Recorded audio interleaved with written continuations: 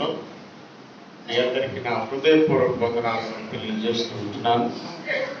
మహాదేవుని కృపను బట్టి 16 రాత్రులు ఆశీర్వాదకరంగా దీవెనకరంగా కూడికలు జరిపించుకోవడానికి ప్రభువారు మనకు అనుగ్రహించిన ఈ శ్రేష్టమైన సమయాన్ని బట్టి దేవునికి ఎంతగానో వందనాలు తెలియజేస్తూ ఉంటున్నాను. ఈ సమయంలో అంతర్జాతీయ మహిళా దినోత్సవంగా ఈనాడు స్త్రీలకి ఒక ప్రత్యేకమైన పీఠం వేయడం జరిగింది. అంతర్జాతీయ మహిళా దినోత్సవం సాధారణంగా మన భారతదేశంలో ఆడది అబల అనే నానుడి, ఆడది అబల అంటే ఏమీ పనికిరాదు అని దాని అర్థం. కానీ ఈనాడు స్త్రీ యొక్క పాత్ర సమాజంలో, సంఘములో, కుటుంబంలో ఎంతో ఉంది. దేవుని యొక్క సన్నిధానంలో మరి స్త్రీ యొక్క పాత్రను గురించి అనేక రీతులుగా మరి వారు ఏ రీతిగా దేవుని యొక్క సన్నిధానంలో వాడబడ్డారో మనం అనేకమైన సందర్భాలలో మనం చూస్తూ ఉంటున్నాం.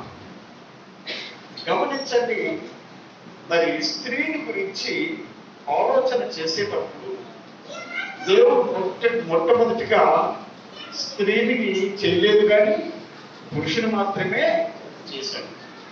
స్త్రీని చేయలేదు కానీ పురుషుని మాత్రమే చేశాడు. నరును ఒంటరిగా ఉండటం మంచిది కాదని ఇచ్చి ఆయన ఏం చేశాడు? ప్రక్కటెముకలను ఆదాము నిద్రపోతుండగా ప్రక్కటెముకలో నుండి ఎముకలు తీసి ఆ యొక్క ఎముకను నాయిగా మార్చి మరి ప్రక్కన మరి ఆ నిలవబెట్టినట్లు మనం చూస్తున్నాం. అంటే దేవుని యొక్క సన్నిధానంలో ఇప్పుడు సాధారణంగా మనకు వచ్చే మాట ఏంటంటే స్త్రీలో నుంచే కదా పురుషుడు వచ్చాడు. చెట్టు ముందా విత్తనం ముందా వినపడతా లేదా? చెట్టు ముందా విత్తనం ముందా? విత్తనంలో నుంచి వచ్చిందా చెట్టులో నుంచి వచ్చిందా విత్తనం? చెట్లో నుండి. పురుషుల్లో నుంచి వచ్చారా స్త్రీలో నుంచి వచ్చారా పురుషుడు? పురుషుల్లో నుంచి వచ్చారు. హల్లెలూయా. కనుక పిల్లల మరి స్త్రీ ఒకవేళ తరువాత ఆ తీయబడి చేయబడినప్పటికీ మరి ఆ స్త్రీకున్న బాధ్యత, స్త్రీకున్న పాత్ర దేవుడు స్త్రీకి అనుగ్రహించాడనే సత్యాన్ని మనం గమనించాలి. ప్రపంచ దేశాల చరిత్ర మనం చూస్తే ప్రపంచ దేశాల చరిత్ర బ్రిటిష్ మరి ప్రపంచాన్ని ఒక దినాన గడగడలాడించేస్తారు. బ్రిటిష్ వారు ఏం చేస్తారు? ప్రపంచాన్ని గడగడలాడించారు. అది చిన్న ద్వీపం, అది చిన్న ద్వీపం. ఈ యొక్క ఆ బ్రిటిష్ వారు దానిని ఏదే రాణి ఎవరనంటే ఎలిజబెత్. ఎవరు? ఎలిజబెత్. ఎవరు? ఆడమ్మ కూడా ఆడదు. ఆడ అది ఆ స్త్రీ ఏం చేస్తుందంటే ప్రపంచానంతటిని కూడా తన గుప్పుట్లో పెట్టుకుంది. హల్లెలూయా. అంటే మన భారతదేశానికి కూడా ఈస్ట్ ఇండియా కంపెనీ ఇక్కడికి పంపించి ఇక్కడ ఈ యొక్క ఈస్ట్ ఇండియా కంపెనీ ద్వారా భారతదేశాన్ని అంతటినీ కూడా ఏలడానికి మరి ఆ యొక్క ప్రయత్నాలన్నీ కూడా జరిగి ఆ బ్రిటిష్ వాళ్ళ నుంచే మనకి విముక్తి జరగడం జరిగింది. కానీ ఈ యొక్క ఈస్ట్ ఇండియా కంపెనీలో లేకపోతే ఈ యొక్క బ్రిటన్ దేశంలో ఉంటున్న ఆ యొక్క ఎస్టేట్ రాని మరి ఆ దేవుడి బిడ్డని వెళ్ళంట దేవుని యొక్క సన్నిధానంలో మరి ప్రపంచాన్నంతటినీ గడగడలాడించిన విధానం మనం చూస్తూ ఉంటాం చరిత్రలో. కానీ భర్త దగ్గరికి వచ్చేటప్పుడు మాత్రం ఏం చెయ్యాలా? అనుకువగాను, మెలకువగాను, దీనత్వముగాను ఉండవలసిన బాధ్యత ఉంటే. హల్లెలూయా. బ్రిటిష్ ప్రపంచాన్ని ఏమైనా సరే ఒకసారి తన భర్త బయటికి వెళ్ళి వచ్చాడట. బయటికి వెళ్ళి వచ్చేటప్పటికి కూడా నిద్రపోతుంటే ఆ రాత్రి 10-11 ఆ టైంకి తలుపు కొట్టాడట. తలుపు కొడితే ఈ బ్రిటిష్ రాని బయటికి వెళ్ళి రాజా వ్యవహారాలన్నీ చూసుకుని నేను పడుకున్నాడు, వర్షం పడుకున్నాడు. ఈ రాజ వ్యవహారాలన్నీ చూసుకుని రాత్రి 12 గంటలకు వచ్చి తలుపు కొట్టిందట. ఎవరికి? భర్తనే. భర్త తలుపు కొడితే ఎవరు అని అడిగాడట. అంటే ఈవిడ అన్నదట, ఈ ప్రపంచాన్ని ఏలే బ్రిటిష్ ఎలిజబెత్ రాణి అన్నదట, నువ్వెవరో నాకు తెలియకపోవాలన్నదట. హల్లెలూయా. నువ్వెవరో నాకు తెలియకపో. ఏంటి? నేను అధికారిని, నేను ప్రపంచాన్ని ఏళ్తున్నాను, మరి తెలియదండి అని కొంత ఆలోచించేసి, ఏంటి నేను నీ భార్యనండి అన్నదట. హల్లెలూయా. అప్పుడు ఏం చేశాడు? తలుపు తీశాడు. హల్లెలూయా. ప్రియ సోదరుడా, ప్రపంచాన్ని నీవు ఏలినా, రాజ్యాలు నువ్వు పరిపాలించినా, లేకపోతే ఎన్నెన్నో ఘనకార్యాలు స్త్రీల ద్వారా జరిగిన భర్తకు మాత్రం ఏం చేయాలా? లోబడే ఉంటా. దేవుని యొక్క వాక్యం నువ్వు ఏం చేసినప్పటికీ కూడా నీ భర్తకు ఏం చేయాలా? లోపడా. నీ భర్త మాటకు నువ్వు విధేయత చూపించాలి. ఇది దేవుని యొక్క వాక్యం. కనుక దేవుని యొక్క సన్నిధానంలో ఈ యొక్క స్త్రీ యొక్క పాత్ర ఎంతో ఉంది. స్త్రీ యొక్క పాత్ర ఎంతో ఉంది. మన భారతదేశాన్ని కూడా ఒకనొకప్పుడు ఇందిరాగాంధీ ఏం చేసింది? చక్రం సాధించేసింది, డబ్బలు వాడించేసింది. నేను ఇక్కడ చిన్నగా ఉన్నప్పుడు మా ఇంటి ఎదురుకుండా వెళ్ళింది. అది 1972 నాకు సరిగ్గా గుర్తులేదు. మొత్తం మీద మరి చాలా ఘనంగా పరిపాలన కాంగ్రెస్ అనగా చాలా ఇదిగా ఉంది. తర్వాత ఇప్పుడు మొత్తం నాశనం అయిపోయినటువంటి ఏదేమైనప్పటికీ పిల్లగా గమనించండి, మరి స్త్రీలు అన్ని రంగాలలో కూడా వర్ధిల్లుతూ ఉండేవారు. అన్ని రంగాల్లో కూడా దినాన్న వర్ధిల్లుతూ ఉన్నారు. ఒకప్పుడు స్త్రీని హీనపరచారు. హిందూ సమాజం స్త్రీని ఏం చేసింది? హీనంగా చూసింది. చాలా తక్కువ స్థితిలో తను చూసింది. తన యొక్క స్థితిని అంతటినీ కూడా మరి మార్పుగా ఇప్పుడు ఉంటున్న మన పరిస్థితికి ఆనాడు ఉంటున్న పరిస్థితులకి చాలా తేడా. ఈనాడు స్త్రీలు అన్ని రంగాలలోనూ దేవుడు ఏం చేశాడు? ఒక ఉన్నతమైన స్థాయి ఇచ్చాడు. హల్లెలూయా. ఈనాడు పార్లమెంట్ లో నేటి, లేకపోతే అసెంబ్లీలో నేటి, లేకపోతే ఈ యొక్క జిల్లాలో నేటి, అన్ని రంగాల్లో కూడా వీళ్ళకి శాతం ఏం చేశాడు? రిజర్వేషన్ ప్రకటించాడు. రిజర్వేషన్ ఈ జాబులు ఇటు పోలీసు వాళ్ళు ఉన్నారు, ఏరోప్లేన్ నడిపించడానికి ఎయిర్ పోస్టర్స్ ఉన్నారు.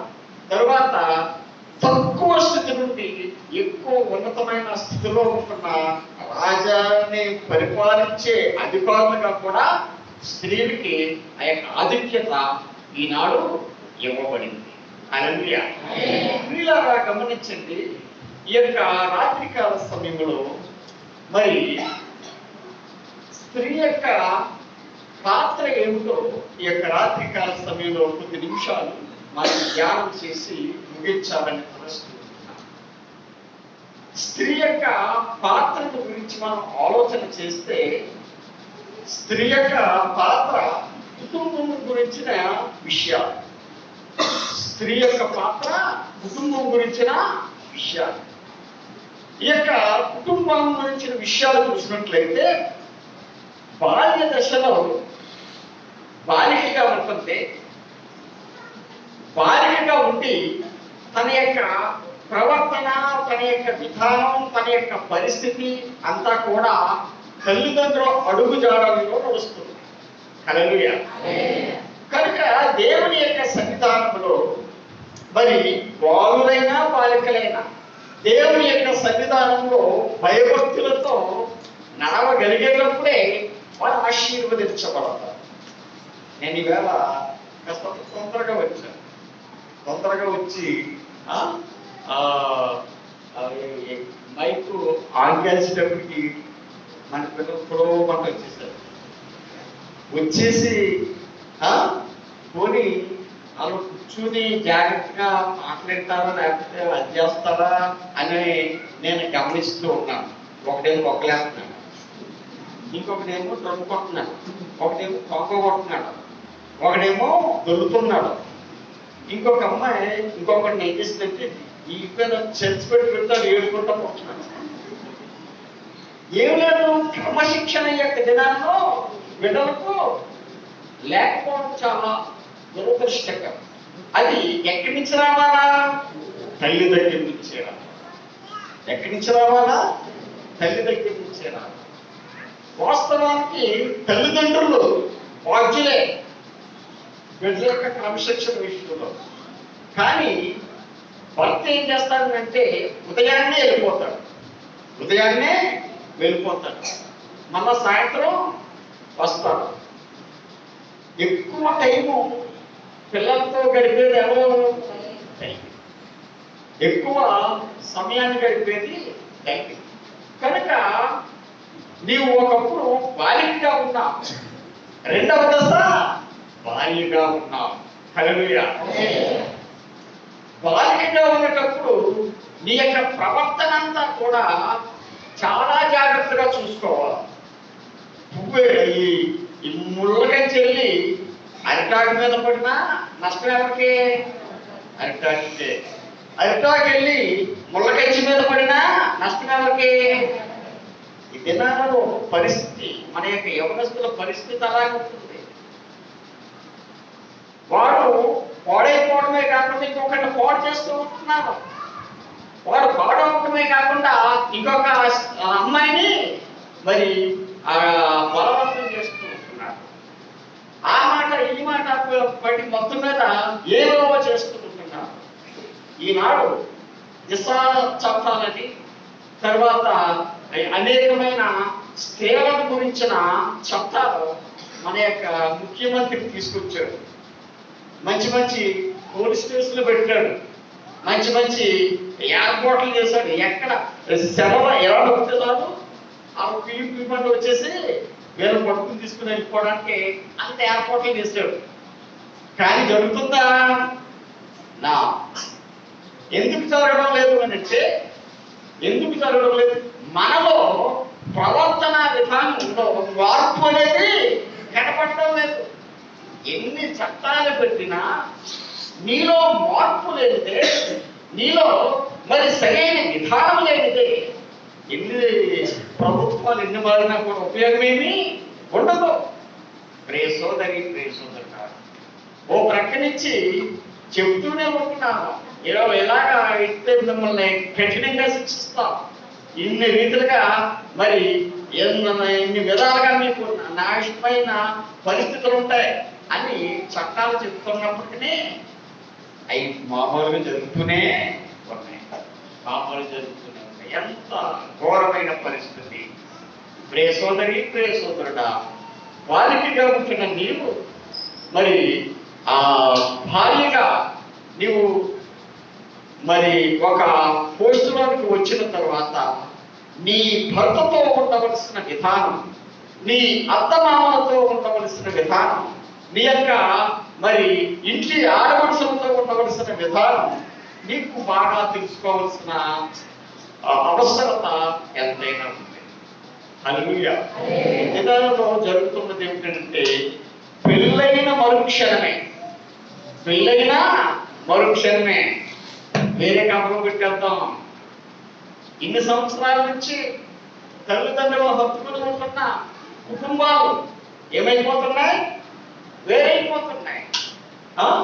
ఒకవేళ ఇష్టపడి వెళ్తే అది వేరే సంగతి, లేకపోతే జాబుని బట్టి వెళ్తే అది వేరే సంగతి, లేకపోతే ఇంకొక రీతిగా. కానీ అంతా కలిసి ఉండేటప్పుడు, అన్ని కామన్ గా జరిగేటప్పుడు కావాలని విడగొట్టడం అనేది సరైన విధానం కానే కాదు. కనుక పిల్లరా, భార్య భర్తల మధ్య ఐక్యత కావాలి. భార్య భర్తల మధ్య ఒకే త్రాటి మీద నడాలి, ఒకే మాట మీద ఉండాలి, ఒకే విధానంలో వారు నడుచుకోవాలి. హల్లెలూయా. భార్య భర్త పట్ల తాను చేయవలసిన కర్తవ్యాన్ని ఏం చేయాల? చాలా జాగ్రత్తగా నిర్వర్తించాలి. దినాలలో తన యొక్క కుటుంబం గురించి, తన యొక్క విధానాన్ని గురించి మరి దేవుని యొక్క లేఖనాలు చెప్తూ ఉంటున్నాయి. భార్య దొరికిన వానికి మేలు దొరికెను అని వ్రాయబడి సాయంత్రం. భార్య దొరికిన వానికి ఏం దొరికిందబ్బా? మేలు దొరికింది.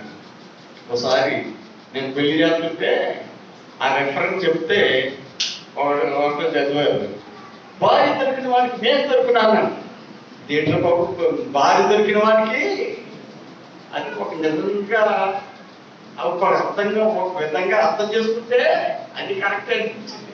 ఏంటంటే కొంతమంది భార్యలు భర్తకు ఎలా ఉన్నారు? మేలుగా ఉన్నారు. ఇదిగో వేసుకొచ్చేస్తుంది, 2000 పొట్టు చేసి తెస్తావో తేవా, లేకపోతే ఈ యొక్క పండుగకి నాకు బంగారం చెల్లిస్తావా చెల్లించవా? వీళ్ళు ఏమైంటున్నారు? మేమే కూర్చుంటున్నారు. నాకు వచ్చే జీతం ఎంత, నాకు వచ్చే ఇదంతా, మనకు వచ్చే ఆదాయం ఎంత, దానికి తగ్గట్టే మనం నడుచుకోవాలి. కానీ కొత్త చెబుతూ ఉంటున్నా సరే నాకు తెలియదు, నువ్వేం చేస్తావు నాకు తెలియదు. అవసరమైతే సీట్లు తీసేస్తాను, సీట్ తీసేసి పాడేస్తామని అలవాటు చేసే స్త్రీలు కూడా లేకపోలేదు. ప్రియ సోదరి, ప్రియ సోదరుడా, నీ యొక్క భార్యగా ఉంటున్న నీవు నీ యొక్క భర్తతో ఉండవలసిన విధానం, భార్యగా నీ యొక్క సంసారాన్ని నడిపించుకోవలసిన విధానం చాలా జాగ్రత్తగా నడిపించుకోవాలి. ఇద్దరు కూడా మరి ఒకే త్రాటి మీదకు వచ్చేటప్పుడు పరిస్థితులు ఏమీ మారవు. ఒకరు అలాగా ఒకరు ఎలాగా అన్నటప్పుడు మాత్రమే ఏమవుతున్నాయి?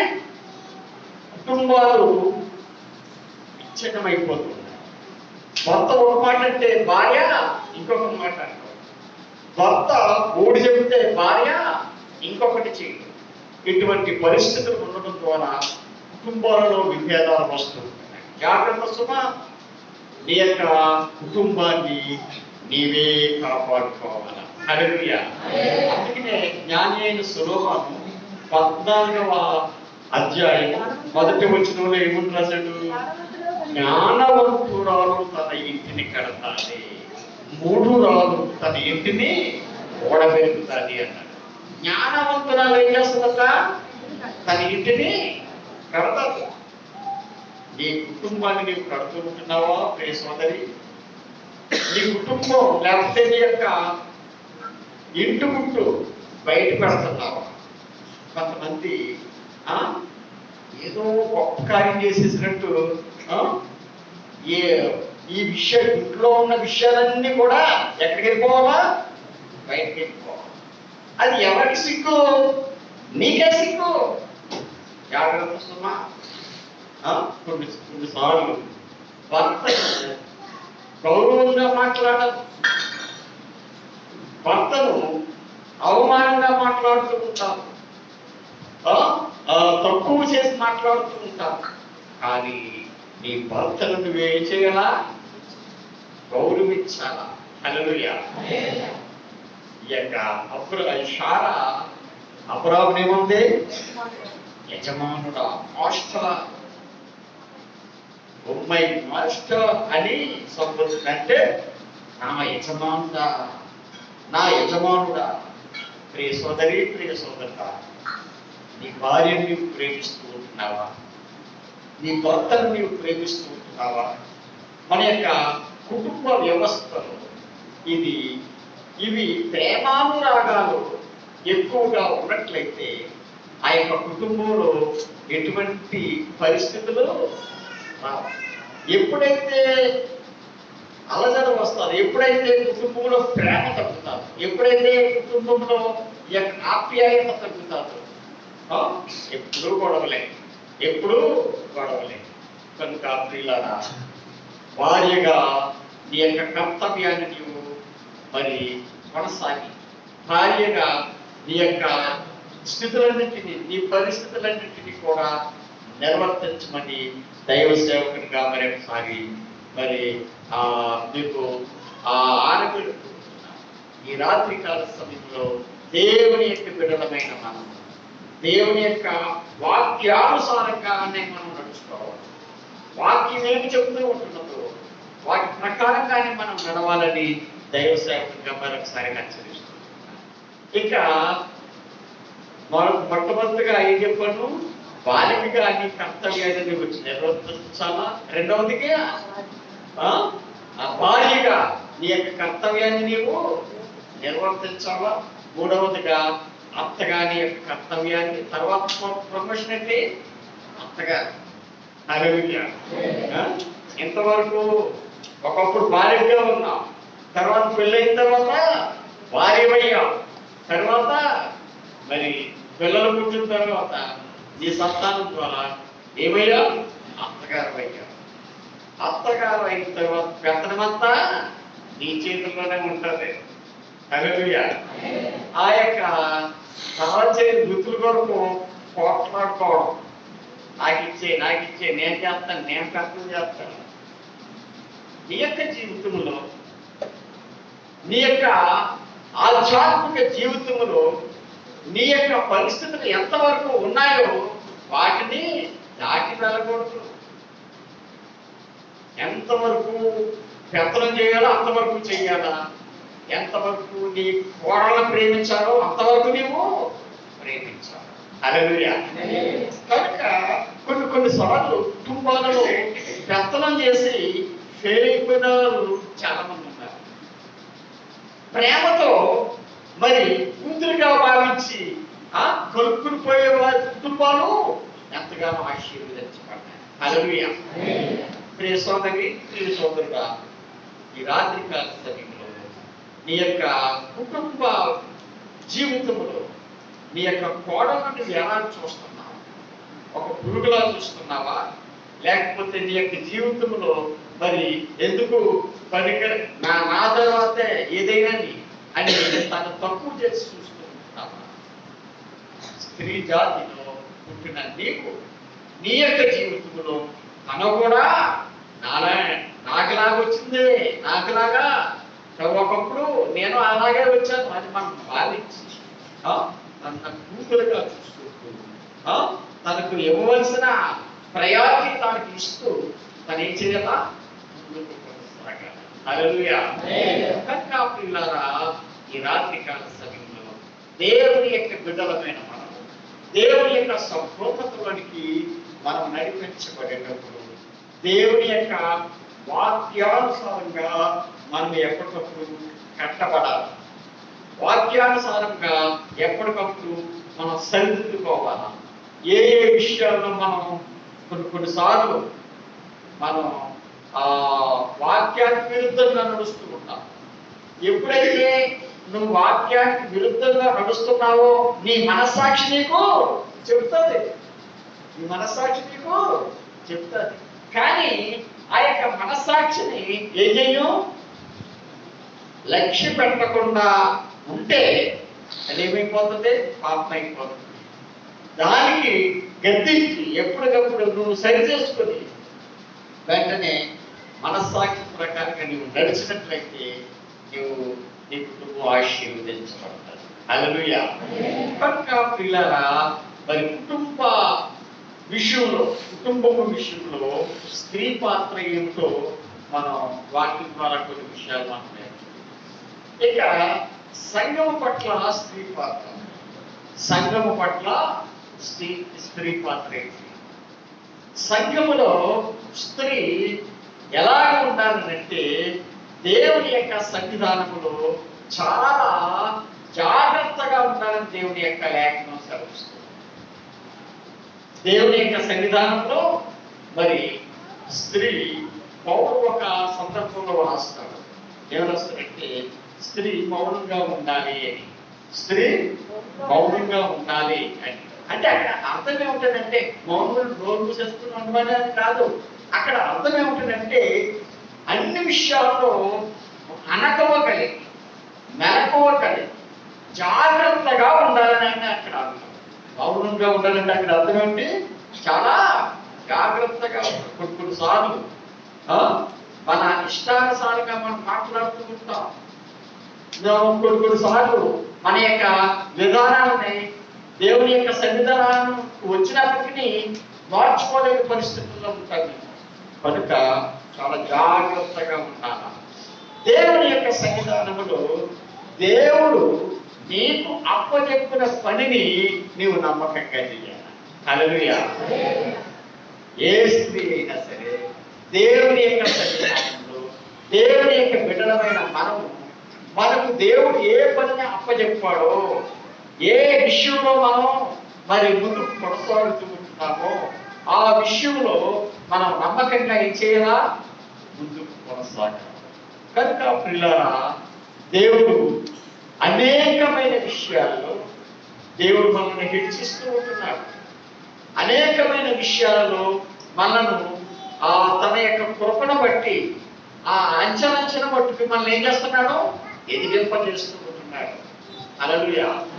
కనుక దేవుని యొక్క బిడ్డలమైన మనము దేవుని యొక్క సన్నిధానంలో దేవుడు మనకు ఏ పని అప్పచెప్పాడో ఆ పని విషయంలో నమ్రత కలిగి, యథార్థత కలిగి ఆయన యొక్క సంపూర్ణతలోనికి మనం నడిపించబడాలని దేవుని యొక్క లేఖనాలు సెలవిస్తున్నాయి. హల్లెలూయా. కనుక పిల్లరా, ఈ రాత్రికాల సమయంలో దేవుని యొక్క బిడ్డలమైన మనము దేవుని యొక్క చిత్తాన్ని మనము నెరవేర్చాలని దేవుని యొక్క లేఖనం సెలవిస్తూ ఉంటుంది. సామెతల గ్రంథము 31వ అధ్యాయం 10వ వచనంలో మనం చూసినట్లయితే అక్కడ ఒక పెద్ద లిస్టు. మరి ఆ భార్య తన యొక్క కుటుంబం పట్ల చేయవలసిన బాధ్యతలన్నీ అక్కడ క్రమంగా వ్రాయబడ్డాయి. మొట్టమొదటి మాట ఏంటి? గుణవతి అయిన భార్య దొరుకుట అరుదు. హల్లెలూయా. ఏ భార్య? గుణవతి అయిన భార్య. ఈ దినాల్లో గుణాన్ని చూడటం లేదు మన వాళ్ళు. ఏం చూస్తున్నారో? ధనాన్ని చూస్తున్నాం. ఏం చూస్తున్నాం? ధనాన్ని చూస్తున్నాం. గుణాన్ని చూస్తలేదు. గుణం ఏముందంటే మనకేం కావాలా? ధనం కావాలా? మనకేం కావాలా? ధనం కావాలి. ధనంటే మనం ఏదైనా చేయొచ్చు. జాగ్రత్త సుమా, మోసపోవద్దు. నువ్వు మోసపోయినట్లయితే దేవుడు మరి ఆయన వెక్కిరించబడ్డాం. ఈ రాత్రికాల సమయంలో గుణాన్ని మనం చూడాలి. గుణవతి అయిన భార్య దొరుకుట అరుదు, అది ముత్యము కంటే అమూల్యమైనది. ఎంత చక్కటి మాట అండి. ముత్యము కంటే అమూల్యమైనది అనే మాట మనం చూస్తున్నాం. పిల్లల యొక్క సమయంలో ఈ యొక్క ముత్యాన్ని వీళ్ళు ఏం చేస్తున్నారు? ముఖ్యంగా చూడడం లేదు. అది బురదగుట్టలో ఆడేస్తూ ఉంటున్నారు. ఇష్టానుసారంగా జీవిస్తూ ఉంటున్నారు. ఈ పురుషుడు ప్రియ సోదరి, ప్రియ సోదర, ఈ భార్యను మనం ఏం చేయాలంటే చాలా జాగ్రత్త, ముత్యం కంటే అమూల్యంగా దాన్ని చూసుకోవాల్సిన బాధ్యత మనకు ఉందని మరి పురుషులమైన వారు కూడా దీని యొక్క లేఖనం హెచ్చరిస్తుంది. అంతేకాదు దేవుని యొక్క బిడ్డలమైన మన యొక్క జీవితంలో ఆమె చేసే పనులు అక్కడ రాయబడ్డాయి. ఆమె చేసే పనులు ఏంటంటే చదువు. ఆమె పెనిమిటి ఆమె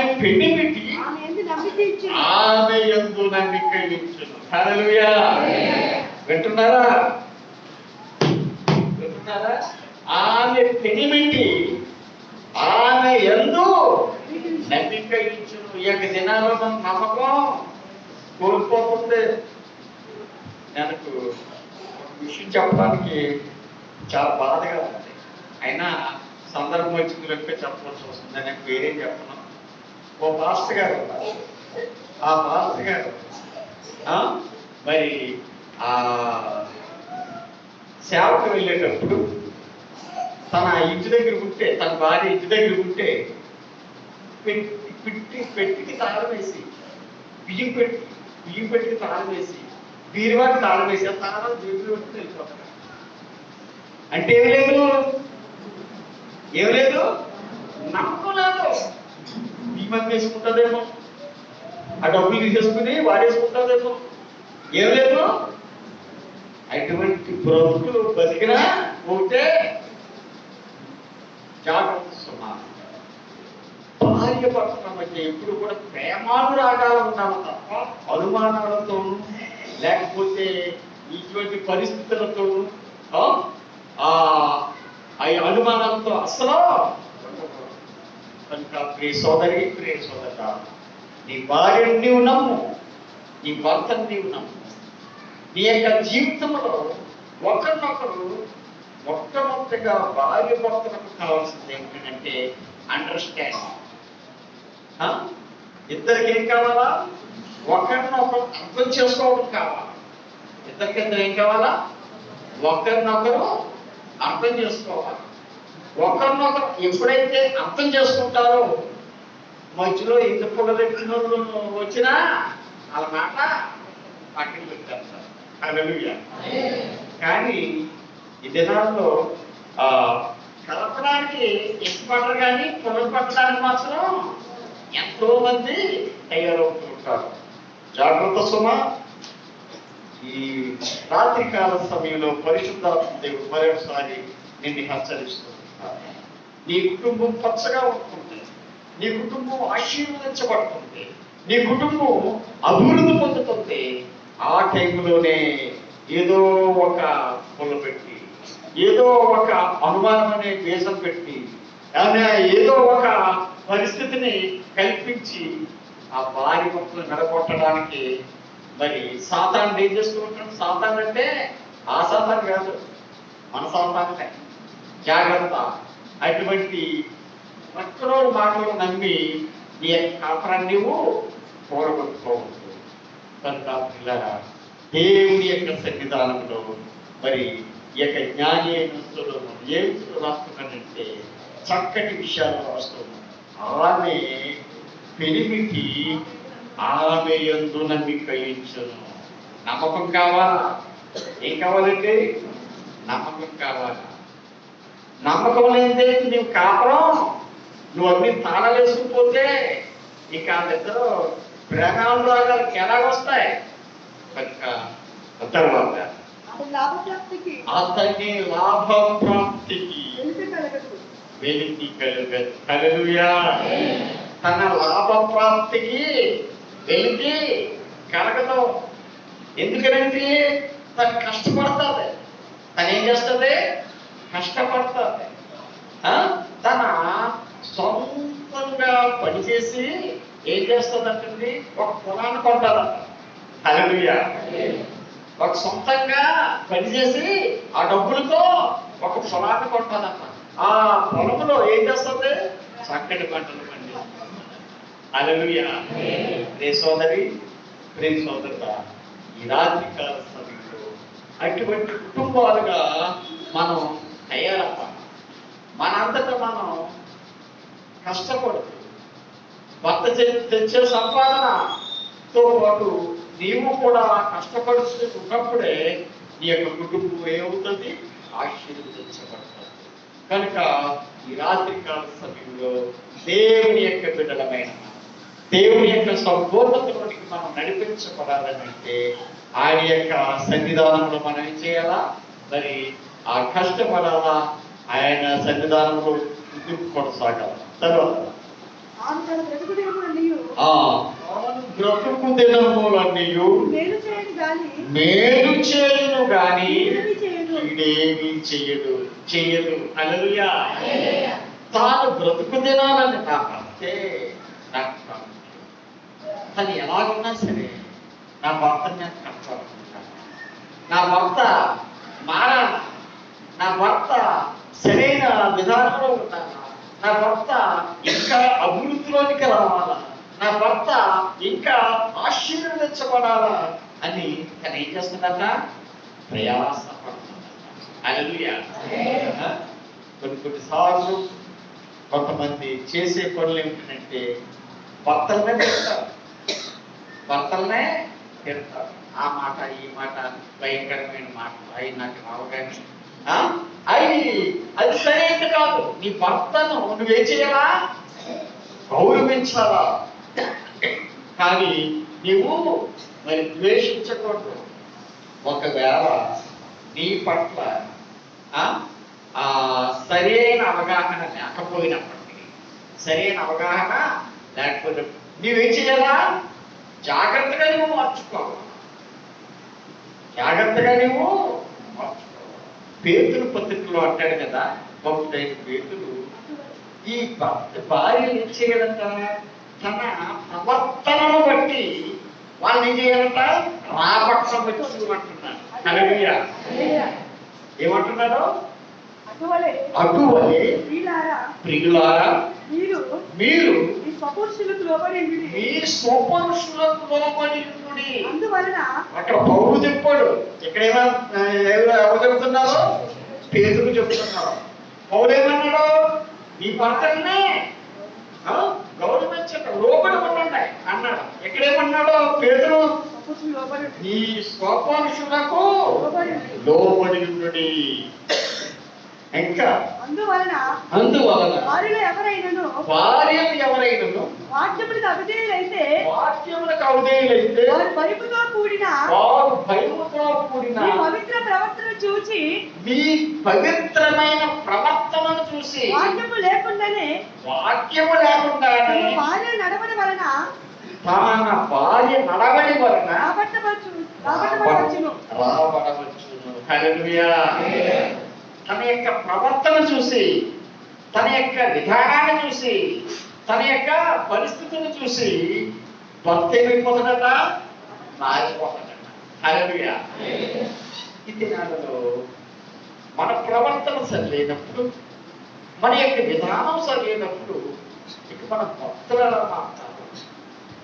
నీ బతికే సరిలేదు, ఇంకా నీ భర్తను ఏ రీతిగా తీసుకువస్తావో అంటున్నాను ఇక్కడ.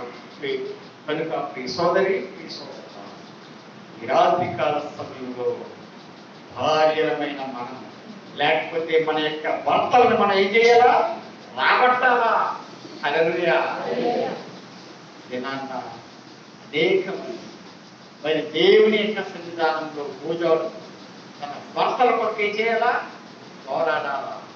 దేవుని సన్నిధానంలో పోరాడాలి అంటే భర్త పోరాడమని కాదు నేను చెప్పేది, దేవుడితో మనం పోరాడాలి. నా భర్తను మార్చు, నా భర్తను మీరు అలా పోరాడబట్టే ఇది నన్నా ఇంతమంది పురుషులు దేవుని యొక్క సన్నిధికి రాగలుగుతారు. ఇంకా మిగిలిన వారు కూడా రాబట్టాలి. దేవుడు ఎంత కార్యం చేసినట్టు మిగిలిన కార్యం చేయదా, తప్పనిసరిగా చేస్తారు. కనుక ఇంకా ఎంతమంది ప్రభు దగ్గరకు జట్లుగా రాలేకపోతూ ఉంటున్నారు, వారు ప్రయాసపడండి. దేవుని యొక్క సన్నిధానంలో మరి ప్రయాసపడండి, దేవుని సన్నిధానంలో ప్రార్థించండి. దేవుడు తప్పక కార్యాన్ని జరిగిస్తాడు. హల్లెలూయా. ఈ రాత్రికాల సమయంలో మరి భార్యమైన నీవు, అత్తగారమైన నీవు, నీ యొక్క జీవితంలో, జీవన విధానంలో అనేకమైన మార్పులు వస్తూ ఉన్నప్పుడు నీ యొక్క జీవితంలో ఆధ్యాత్మికతను ఏమాత్రము మరి విడిచిపెట్టకుండా ప్రభువు కొరకు నువ్వే చేయాలా, నమ్మకంగా నిలవబడాలి. హల్లెలూయా. కనుక ప్రియ సోదరి, ప్రియ సోదరుడా, ఈ రాత్రి కాల సమయంలో ఇంకా చెప్తూ ఉంటున్నాడు. ఏమంటున్నాడంటే ఆమె గొర్రెబొచ్చు అవిస్తరాలను వెతుకును, తన చేతులారా పని చేయను. చేతులారా ఏం చేస్తుంది? పని చేస్తుంది. అంటే కష్టపడి పని చేస్తుంది. నీవు ఎప్పుడైతే కష్టపడి పని చేస్తావో నీ యొక్క జీవితంలో దేవుడు గొప్ప ఆశీర్వాదాన్ని నీకు అనుగ్రహిస్తాడు. సోమరవాడికి ఏం చేస్తాడా? సోమరవాడికి ఏమి దొరకదు. సోమరవాడు ఎంత ప్రయాసపడినా వాడికి ఏమి కూడా సోమరి సేవల దగ్గరికి బుద్ధి తెచ్చుకో అంటున్నాడు. కానీ నీవు కష్టపడినట్లయితే నీవు ఆశీర్వదించబడతావు. నీవు కష్టపడినట్లయితే నీవు జీవించబడతావు. నీ భర్త తెచ్చిన సంపాదన మరి జాగ్రత్తగా నువ్వు ఖర్చు చేస్తావు. కొంతమంది స్త్రీలు చేసే పని ఏమిటంటే భర్త రూపాయి తెచ్చిస్తే ఈవిడ రూపాయల ఖర్చు చేస్తుంది. అంతే. భర్త రూపాయి తెస్తే ఈవిడ రూపాయల, అంటే ఇంకా ₹1 ఏమైంది? ఎక్స్ట్రా అయిపోయింది. ఆ ఎప్పుడు తీర్చమా తీర్చొద్దా? నువ్వు ఎప్పుడైతే రూపాయి నీ భర్త తెచ్చాడో నీవు ₹1 నీవు కాపురం చేసుకుని మిగిలిన ₹1 జాగ్రత్తగా నీవు కొంత జాగ్రత్తగా ఉంచినట్లయితే నీ కష్టకాలంలో నీకు అది ఏం చేస్తుంది? నీకు ఉపయోగపడుతుంది. హల్లెలూయా. మన లైఫ్ స్టైల్ అది కాదు. వాళ్ళు టీవీ కొన్నారు 24 ఇంచు, నేను 40 ఇంచు తీసుకోవాలి. వాళ్ళు బండి కొన్నారు ₹1,00,000, నేను ₹1,50,000 పెట్టి నేను కొన్నాను. వాళ్ళు పొట్టు చీర 10,000 పెట్టుకున్నారు, నేను 15,000 పెట్టుకున్నా. ఇది మన నైజ్. సరైనది కాదు. నీ స్తోమత ఎంతవరకు అయితే ఉంటుందో, నీ యొక్క భర్త యొక్క సంపాదన ఎంతవరకు అయితే ఉంటున్నదో, లేక నీ సంపాదన నీ భర్త సంపాదన నీ యొక్క క్యారెట్ చేసుకుని దానిని బట్టి మాత్రమే మనం ఏం చేయాలా? ఈ యొక్క దినాలలో మనం పప్పులు పాలు అయిపోతున్నాము అంటే కారణం ఏమిటంటే గొప్పలకు పోయి పప్పులు పాలు అయిపోతుందంటే కారణం గొప్పలకు పోతున్నాం. మా అమ్మాయి పక్కన 30,000 చేశాడు, ఆవిడ 30,000 నేను 50 చేయాలా? ఆవిడ ఎంత చేశాడు? ఆవిడ 30 చేశాడు, నేను 50 ఖర్చు పెట్టాలా? ఇంకొక పెడతాడు, ఇది 1,00,000 అయితే బాగుంటుందని ఇంకొకటి అంటాడు. అంటే ఏంటి? గొప్పలకు పోవడం. జాగ్రత్తమా, నీ వ్యర్థమైన ఖర్చులు, వ్యర్థమైన విధానం తగ్గించుకో. అవసరమైన వాటిని ఉపయోగించు.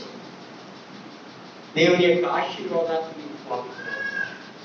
గొప్పలకెళ్ళి నువ్వు తిప్పపడినే కంటే నువ్వు జాగ్రత్తగా నీ కాపురాన్ని నీవు చక్కబెట్టుకోమని ప్రభువు సెలవిస్తున్నాడు. హల్లెలూయా. కనుక ప్రియ సోదరి, ప్రియ సోదరుడా, ఈ రాత్రి కాల సమయం మీరు ఇంటికి వెళ్ళిన తర్వాత 31వ అధ్యాయం 10వ వచనం దగ్గర చివరి వరకు చదవండి.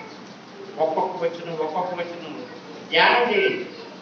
ఎన్ని మర్మాలు దేవుడు అక్కడ అనుగ్రహించాడు. మన కుటుంబాలు, మన భార్య భర్తలు, లేకపోతే భార్య చేయవలసిన పనుల గురించి అక్కడ ఎక్కువ రాయబడ్డాడు. కనుక ఈ రాత్రి కాల సమయంలో ఈ మహిళ దినోత్సవ సందర్భంగా నేను చెప్పేది ఏమిటంటే, మన కుటుంబాన్ని మనం వర్తిల్లంత చేస్తాం. మన కుటుంబాన్ని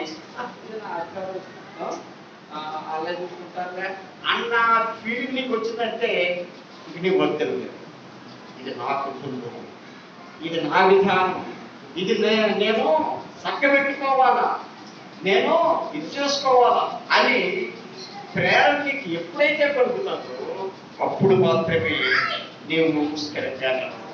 హల్లెలూయా. కనుక ప్రియ సోదరి, ప్రియ సోదరుడా, ఈ రాత్రి కాల సమయంలో దేవుడు మరి ఒకసారి మనతో మాట్లాడుతున్నారు.